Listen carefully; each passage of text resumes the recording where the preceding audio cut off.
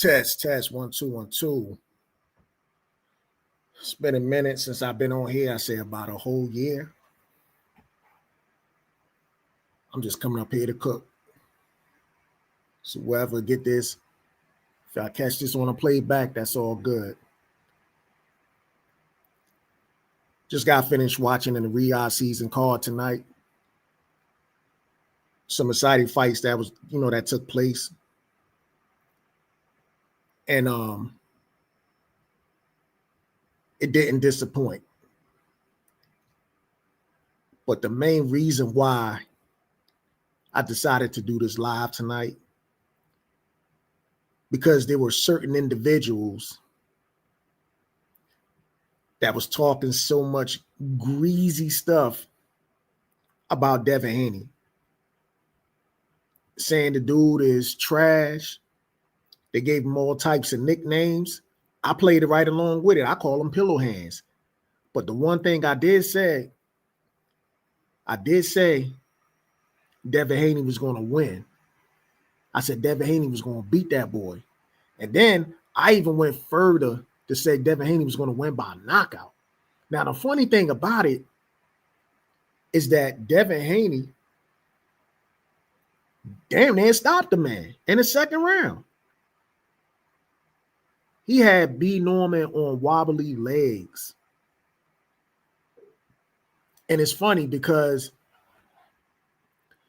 a lot of people made fun of Devin Haney after that fight with Ryan Garcia. I was like one of the only few people that actually defended Devin by saying, look, Ryan Garcia had to cheat to win. And people said, well, it doesn't matter. You can't unsee that ass whooping anyway. So my thing is this. Let's just say if Devin Haney happens to pop dirty after that clinic he put on the hype job, B. Norman, this evening, I do not want to hear people saying, yo, Devin Haney popped dirty. And when I mean the people, I'm talking about the same people who didn't give a damn about Ryan popping dirty. I would like for all of y'all to keep that same energy. Keep the same energy. Because what's so funny is we can't unsee this ass whipping like y'all was saying about Ryan Garcia and Devin Haney. Y'all ain't going to be able to unsee the ass whipping. So Devin Haney came up there, took old boy to school, told Brian Norman, if you violate, I will demonstrate. Even though the man was sounding like Floyd Mayweather and talking like Floyd Mayweather, walking like Floyd Mayweather, chewing bubble gum like Floyd Mayweather, he still went in there and would beat Norman ass like he was Floyd Mayweather. And check this out. I'm not even a big Devin Haney fan. But I did know something. For anybody, whatever, group chat I went on or whatever, the one thing I did say, I said Brian Norman has flaws. He has a lot of flaws. I even mentioned, the obvious, when he got hurt and dropped by Boca Chica, right? Luckily, that fight was stopped with a no contest. But we seen him look bad against Quentin Randall.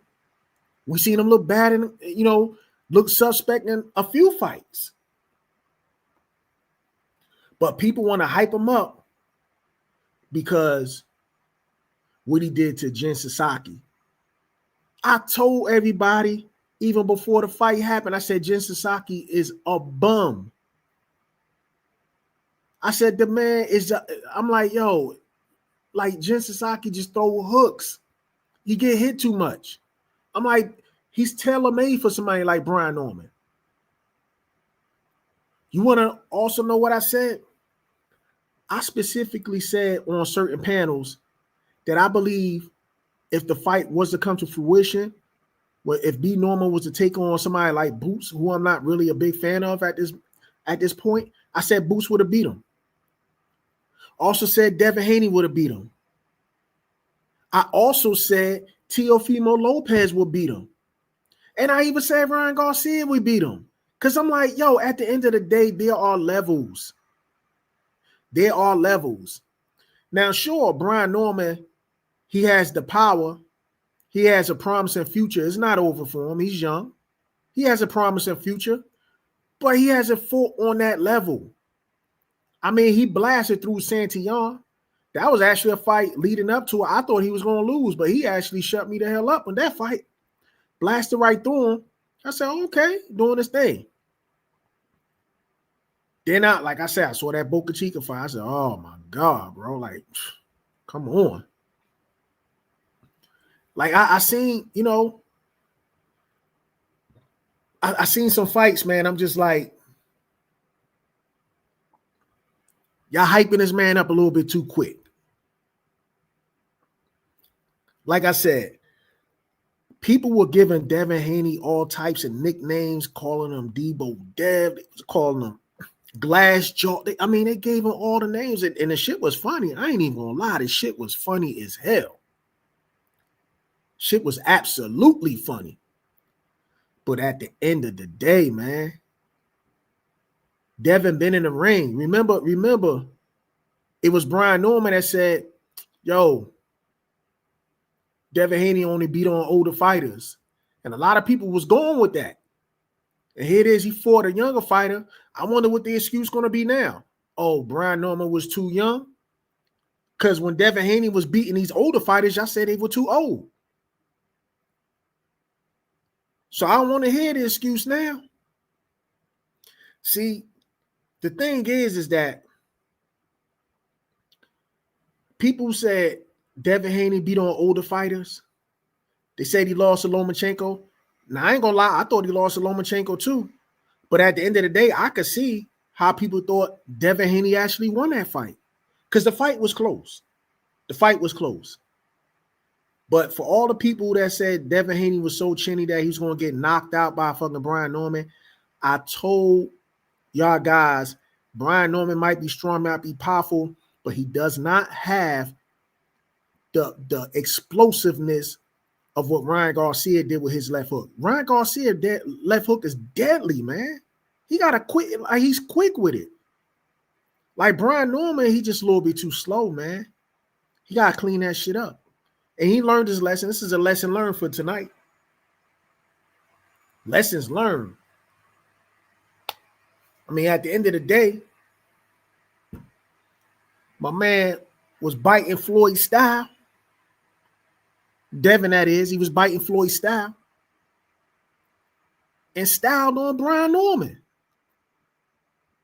Crazy work, man. Crazy work. I just want to cook on that, man.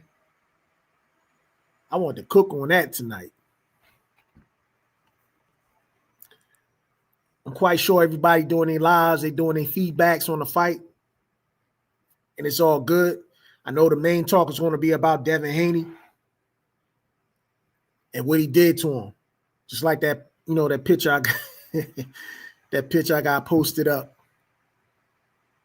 Styling on that man.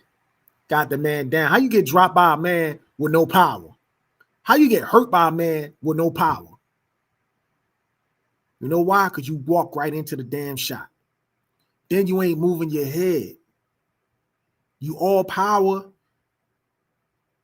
And right now, just a little hype. But I believe Brian Norman can recover from this performance. I think this is going to make him a better fighter. I 100% believe it will make him a better fighter. I really do. I just think the boy ain't ready, man. I mean, there's a reason why I think they be moving certain fighters when they start off young the way they do. Like they get them certain fights because they know some of these people might not be ready, man. But when you win a title, they like, okay, well, you ain't got no choice but to be ready now.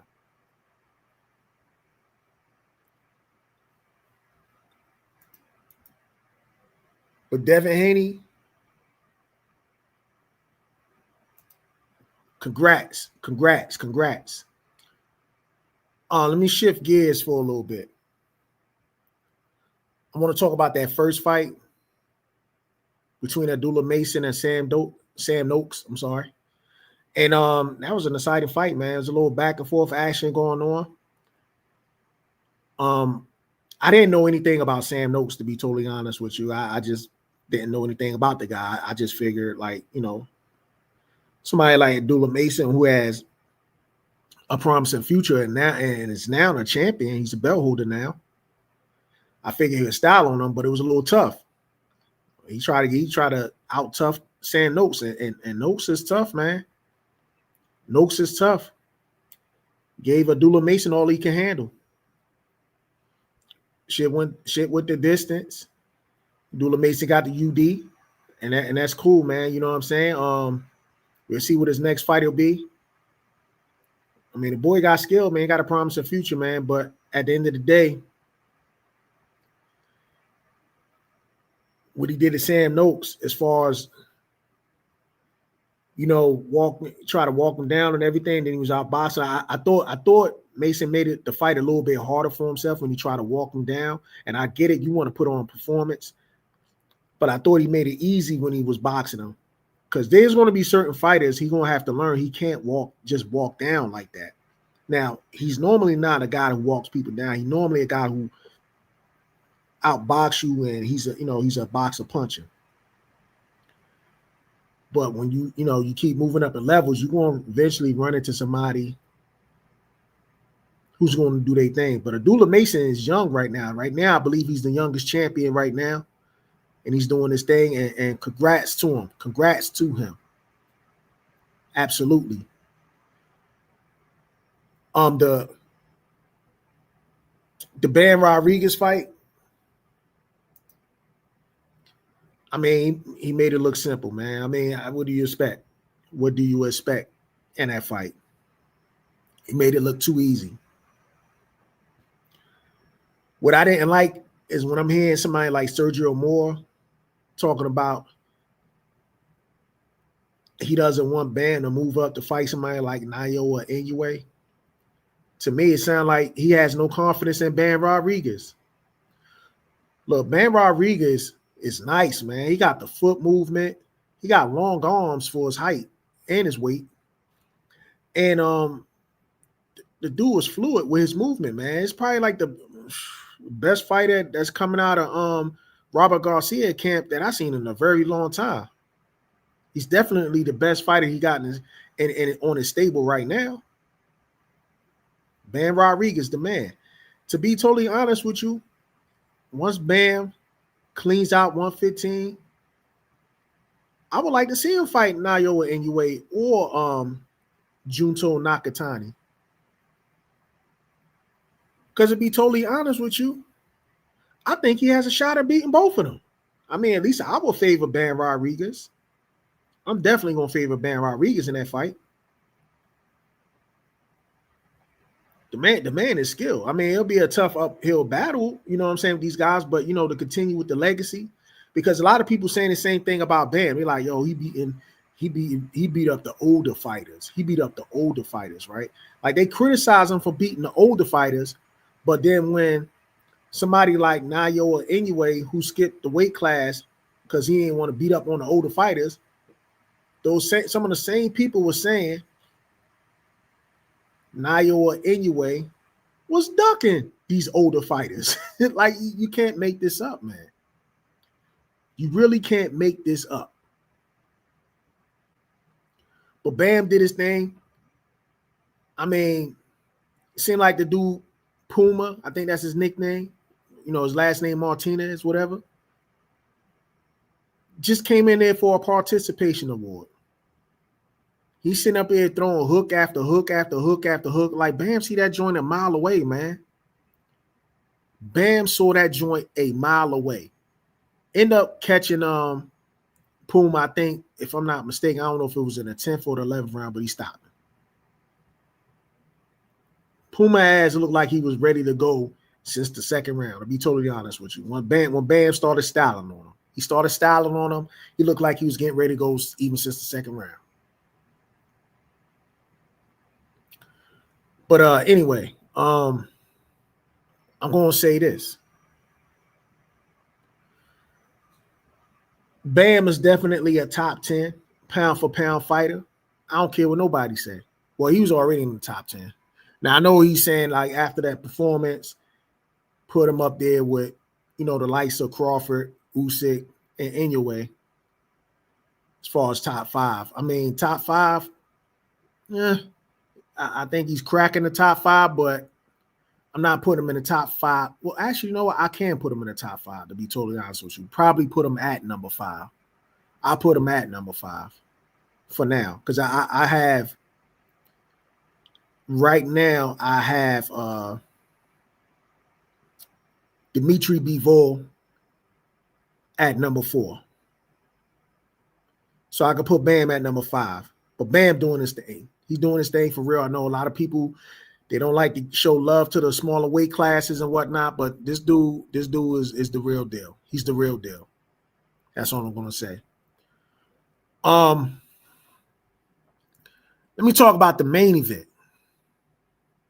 The Mexican Monster went in there and took out the beast from the East, Anthony Yarde. I'm going to say this, man. I don't know what Anthony Yarde was doing, man. The man was on the back foot the whole damn fight. Bro, you got all those muscles on you and you on the back foot the whole from round 1. Like, I get it. Your gas tank ain't the best out there. But, bro, you gotta go for, I ain't gonna say go for, yeah, you do. You gotta go for broke sometimes, man. Like, you gotta press forward until that gas tank run out, because your gas tank was gonna run out anyway. You too damn big for 175. Well, I say you too damn muscular. So your gas tank was gonna run out eventually. Why not floor the gas pedal, you know what I'm saying, and step to David Benavidez? You allow David Benavidez to pick you apart, man. Every time he got you on the ropes, he started letting go combinations. Now, granted, you were doing some combo breakers here and there, but, bro, when you on your back foot like that, man, you wasting more energy doing that. Seriously. You wasted more energy doing something like that. And I just thought, you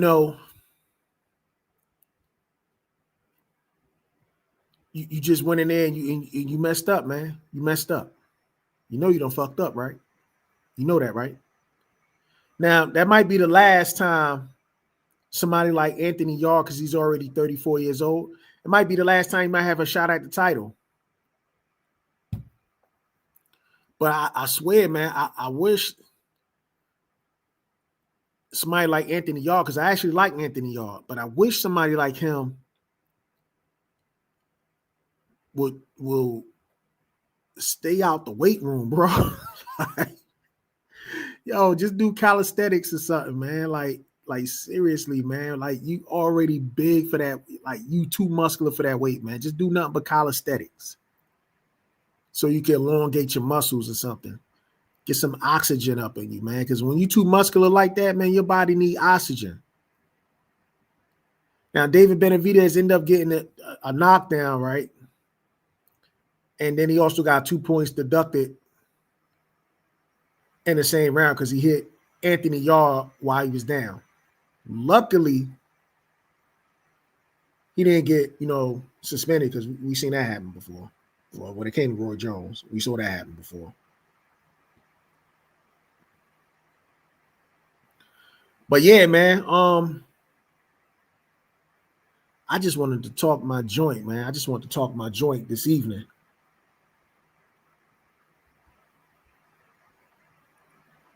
And like I said, man, it's going to be a lot of people trying to land their planes, all up in videos, landing their planes, dancing, when they start making these excuses for B. Norman. That's what they're going to be doing. But anyway, man, think I done said what I had to say. Was hoping a couple of cats was going to pull up tonight. They might be on suicide watch, worrying about B. Norman, trying to figure out how the hell somebody like Devin, Pillow Fist or Pillow Hands, Night Quill, the Dream Haney, almost put that boy to sleep. That's what they thinking right now. But yeah, man.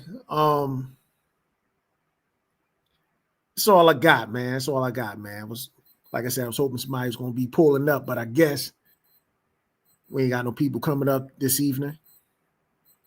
They probably doing their own lives, and that's, it's 100%. That's all good with me. But anyway, man, this is Bold and Understanding. Remember the name, Bold and Understanding. I'm out. Peace.